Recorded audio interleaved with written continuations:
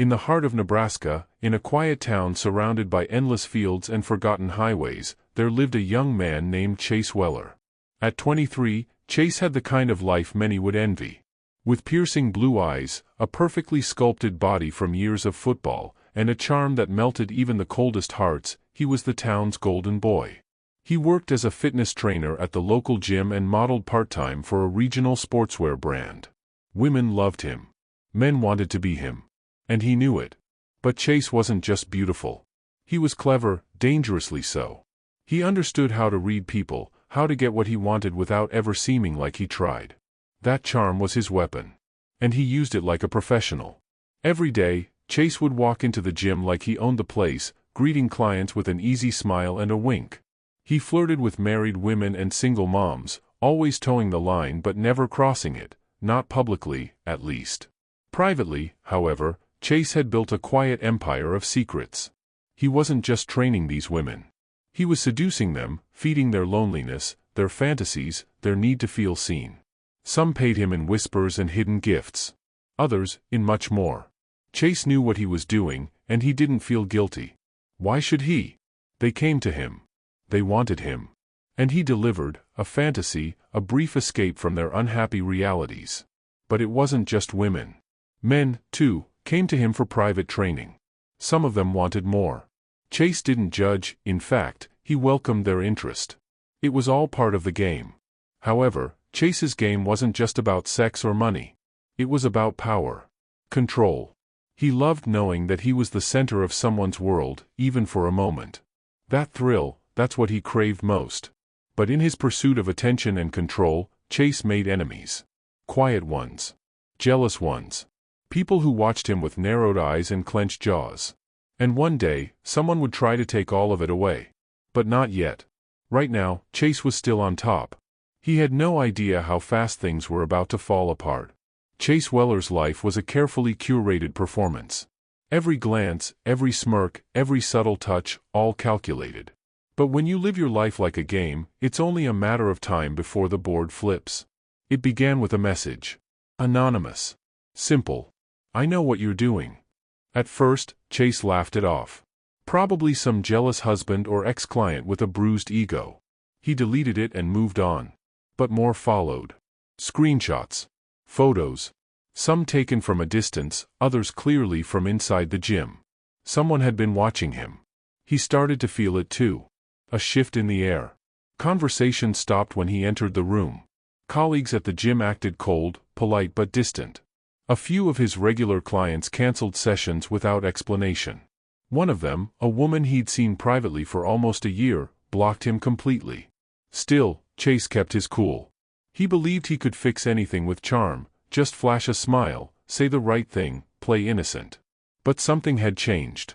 The control he once held over others was slipping through his fingers like sand. At night, he lay in bed scrolling through his messages, rereading the threatening texts. Someone out there didn't just want to expose him. They wanted to destroy him. Then came the final blow. One morning, the gym's owner, a retired boxer named Vince, called him into the office. Vince had always liked Chase. They'd shared jokes, trained together, even grabbed beers after hours. But now, Vince's face was stone cold. Someone sent us emails, Vince said, pushing his phone across the desk. Screenshots, texts, complaints, allegations. Chase felt his pulse spike. He scanned the screen. The photos were real. The messages too. But they were out of context, twisted, timed perfectly to look like something they weren't. This isn't what it looks like, Chase said quickly. I hope not, Vince replied. But for now, I gotta suspend you. Just for a few weeks, until we sort this out. That was the moment it hit him. He was no longer in control. As Chase walked out of the gym, the same doors he used to swagger through like a king now felt like the gates of exile. He didn't know who was behind it. But he was going to find out. Chase Weller sat in his apartment, the silence pressing on him like a weight. For the first time in years, he wasn't the center of attention, he was the target.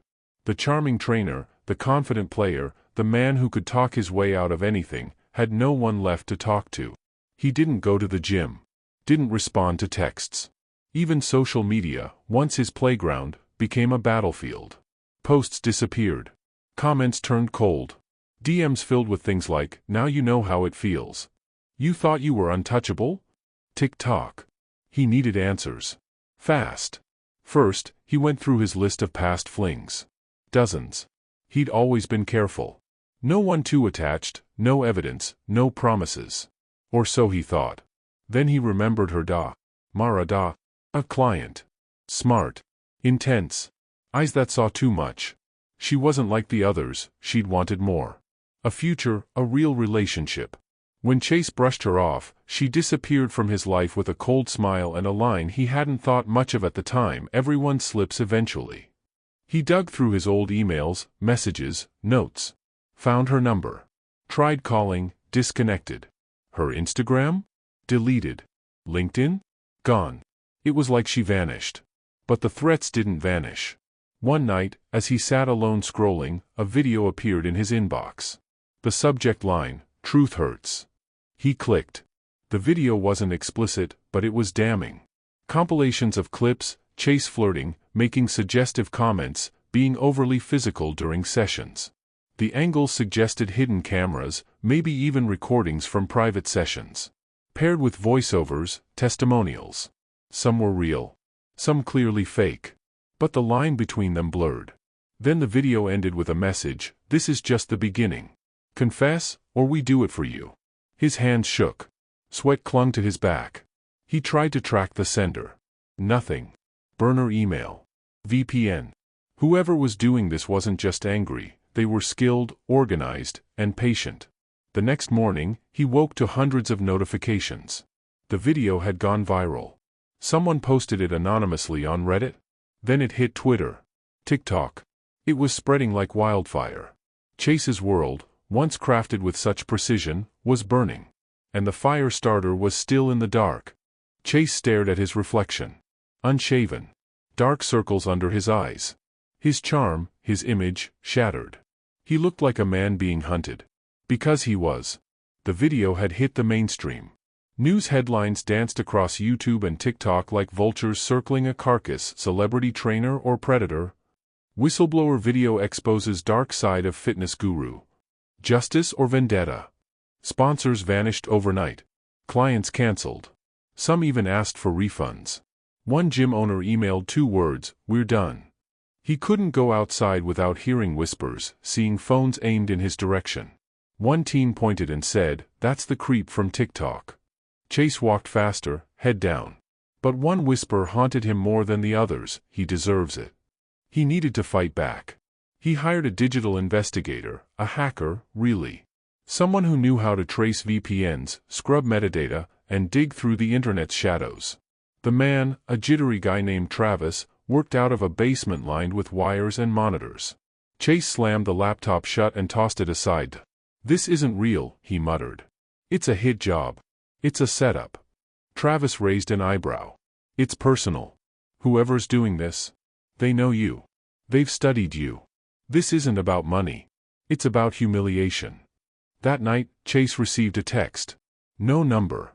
Just a message. "You finally looked in the mirror?" Underneath it was a photo. It was from years ago, Chase lying shirtless on a bed, clearly post-session, asleep. But the photo wasn't the problem.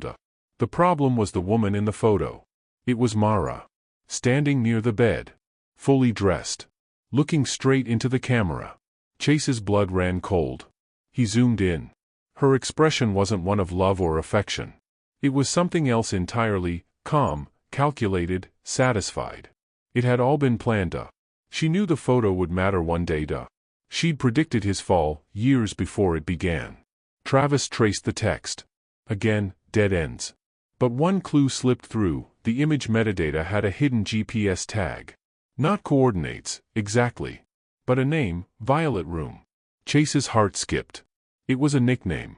An underground name for a private wellness club in LA, invite only, no cameras, no questions. He'd been there once, long ago, with Mara. It was time to go back. The building looked abandoned. Hidden behind a row of warehouses in a forgotten part of LA, the Violet Room didn't advertise its existence. No signs. No guards. Just a heavy black door and a keypad. Chase hesitated. His hands were sweating. This wasn't just a place, it was a memory. A secret vault of things he'd buried long ago. He entered the old code. 4-2-8-0. A soft beep. The door clicked open. Inside, it was silent. The hallway was lined with deep purple velvet, dimly lit by recessed lights. The air smelled faintly of sandalwood and something else, something chemical. He walked slowly, shoes silent on the plush carpet. Doors lined the walls. Some were shut. One was slightly ajar. He stepped inside. The room was pristine, almost clinical. A massage table in the center. Satin robes hanging neatly on hooks. A camera, half hidden in a lamp. It all came rushing back. He had brought Mara here once. She'd been nervous, curious, but not scared. They had spent hours talking, sipping wine. She'd asked questions, strange ones. About privacy, consent, loyalty, and whether he believed in karma. Back then, he thought it was just flirtation. Now he saw it differently. Suddenly, he heard footsteps. He turned quickly. A man in a suit entered the room, tall, expressionless, familiar. His name was Elliot. He used to run this place. Chase. Long time, Elliot said, folding his arms. I need to find her, Chase said. Mara. She was here. You remember. Elliot didn't blink. A lot of people were here. Most don't come back. I know she set me up. She planned this. I just need to understand why. Elliot smiled, just slightly. You don't come here for answers. You come here when you're already guilty. Chase stepped forward. She's destroying me. There has to be something, anything, that proves I'm not who she says I am. Elliot paused, then walked to a drawer. He pulled out an envelope and tossed it on the table. For old time's sake. Inside was a flash drive. No backups, Elliot warned. This stays between us. Chase left quickly, feeling eyes on him the entire way. That night, back in his apartment, he inserted the flash drive into his laptop. The screen went black. A loading bar appeared. Then, a video.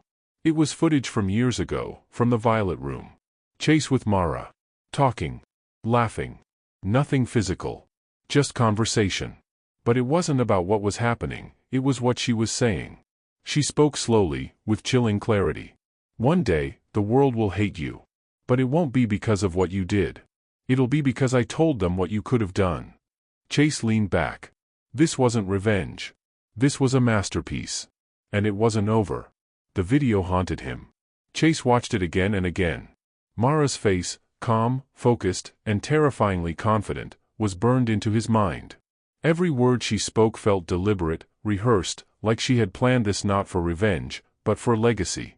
She hadn't just wanted to ruin him. She wanted to build a new truth. And it was working. By morning, 3 more brands dropped their partnerships. His lawyer stopped returning calls. A news anchor referred to him as a potential cult manipulator. That word stuck, cult. There had never been one. Just bad choices, closed rooms, and people who wanted the illusion of power. Still, perception was everything. And Mara had won that battle. But Chase wasn't ready to disappear. Not yet.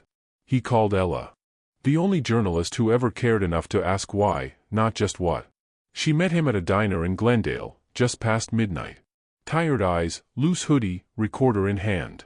You ready to talk? She asked. Chase nodded. I'm not who they say I am. But I'm not innocent either. She hit record. And for the next 3 hours, he told her everything, the Violet Room, Mara, the people who paid to pretend they were powerful, the people who came to give up control. The line between fantasy and reality had been paper thin. And he had profited from that illusion. I never hurt anyone, he said. But I let people believe I could. When he finished, Ella didn't speak for a long time. Then she stood up and said, Your story's not going to save you. But it might save someone else. The article dropped 2 days later. Long, raw, unfiltered. It went viral. Some people hated him even more. Some started to question Mara. And some simply said, finally. The full truth. But by then, Chase had left. Gone from LA, no statement, no second chances. Rumors said he was in Iceland. Or Morocco. Or working construction under a fake name. Wherever he was, he had one thing he hadn't had in a long time, silence. Until, one morning, his burner phone lit up. A message. Just 3 words. Still not done. No number. No name. But he knew. The game wasn't over. Not yet.